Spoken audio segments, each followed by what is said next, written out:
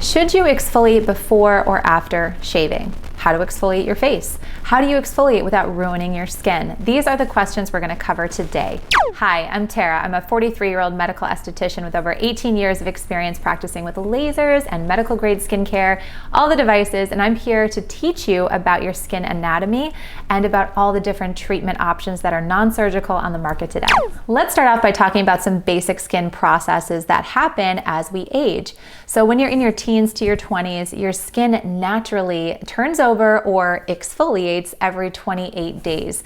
And this is why our skin looks bouncy and beautiful without much effort. And by your 30s, your skin turnover happens every 30 to 40 days. So you'll start to see kind of clogged pores, uneven skin tone, and maybe a little bit more dullness. And of course, all of that varies on how much sun exposure you're getting in conjunction. In your 40s and beyond, this process slows way down to 45 to 60 days. So this results obviously in more lingering hyperpigmentation, breaks in collagen as well that result in wrinkles and fine lines and almost like expression lines when you're at rest. I oftentimes refer to other things like barnacles. Any kind of benign lesions can pop up too, sebaceous hyperplasias, you name it. This whole process of cellular turnover is also referred to as desquamation. And in some patients with acne, rosacea, or eczema, they can have impaired desquamation, which leads to retention hyperkeratosis. And that just means that the dead skin cells want to hang on instead of shed. Aside from the obvious, why should you want to exfoliate regularly? Well, number one, as we said, you're speeding up cellular turnover, which keeps us looking young. You're removing dead skin cells, corneocytes, from the skin that cause congestion and breakouts.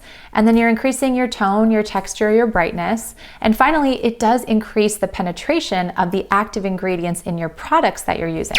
And I have this conversation all the time with my patients, but when it comes to anti-aging and just taking really good care of your skin, there are two main categories, right? There's the corrective category where you're coming in the office and you're getting microneedling RF, lasers, ablative and non-ablative, or ultrasound, you name it. But those are really stimulating new collagen and actually correcting some of the fine lines or other barnacles you might have.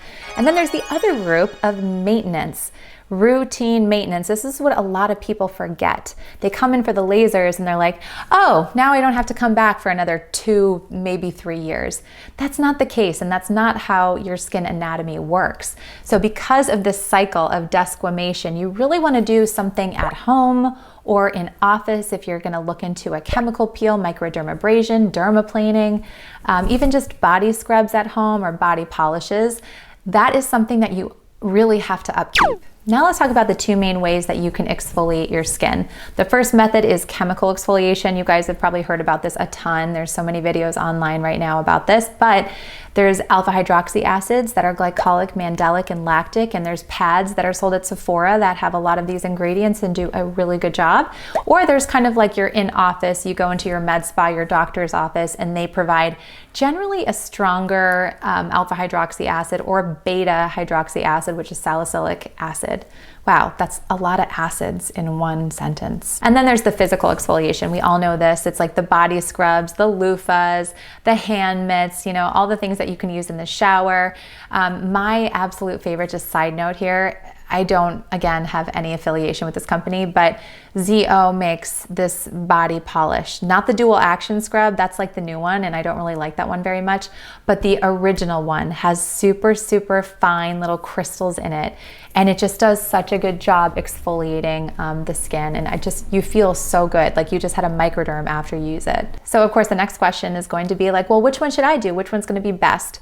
And the answer is both. If I use myself as an example, I'm 43, like I said, I am usually doing a chemical peel in office, and I switch up the formulation, but every 6 to 8 weeks, sometimes three months, if it's been like a bad quarter and I've forgotten, but that, and then I also make it a point to have a scrub or 2 scrubs on my vanity. So right now I'm using ZO, that like little micro polish one, and then I just got the Neova, which I love too, because they're both those like tiny, tiny granules. And those seem to always be like the most effective for me.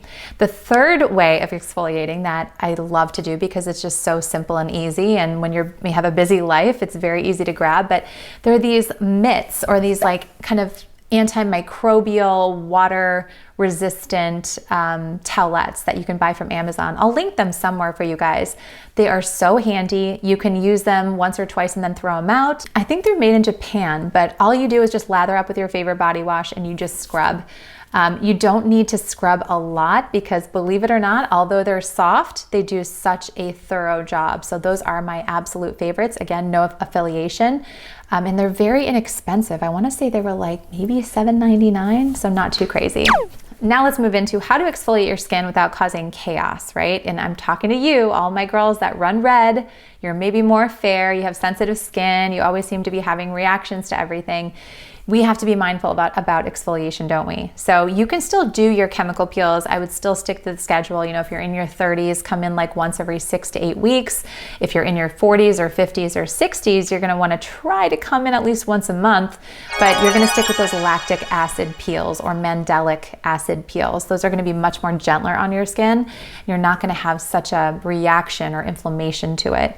Additionally to that, you can absolutely have a scrub at home. I would just keep it to once a week. You really don't need to do more than that. Now, if you have oily or acne-prone skin that tends to be really kind of thicker skin that's tough, I would suggest going with the chemical peels that have more of the trichloroacetic acid, which is TCA, salicylic acid, and resorcinol.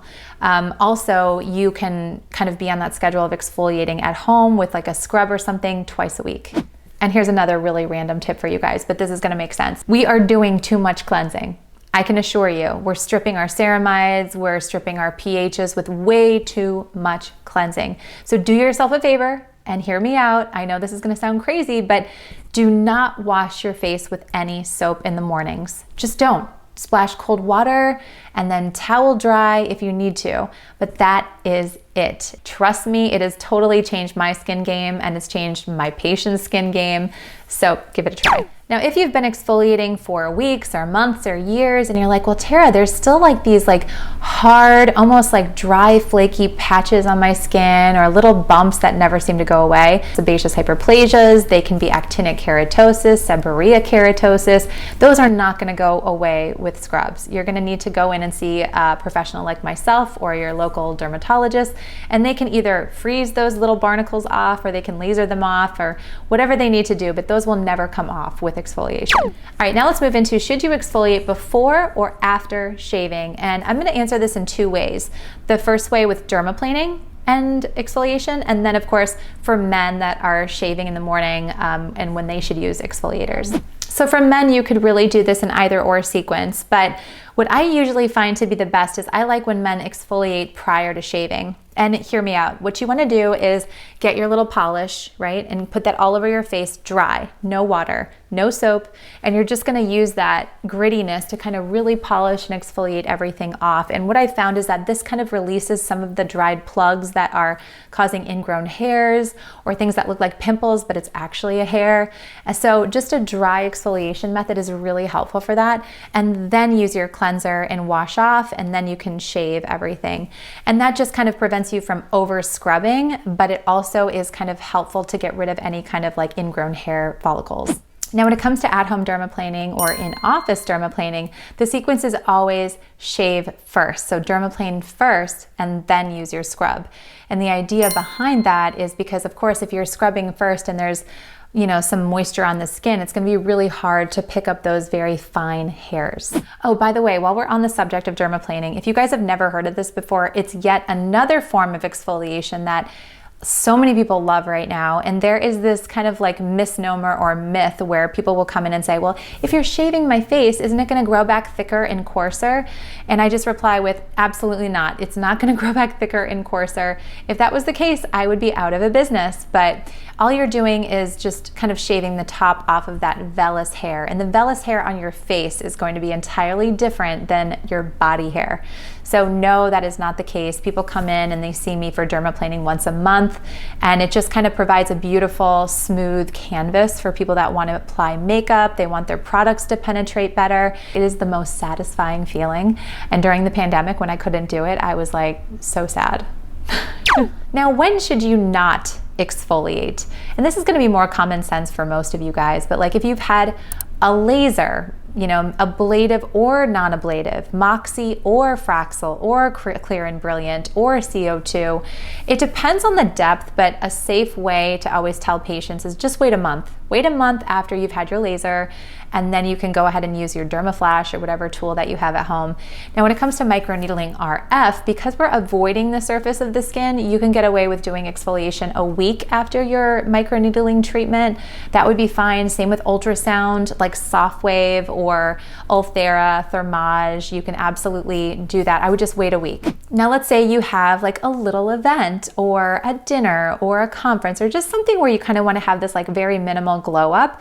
I would always say get your chemical peel 2 weeks prior to that event, or use your at-home scrub the night before, and that will kind of give you that nice kind of glowy, smooth texture. All right, now let's talk about some brands of products that you can take home with you and use at home. And again, no affiliation, not selling. I just have tried these over 18 years and I really like them.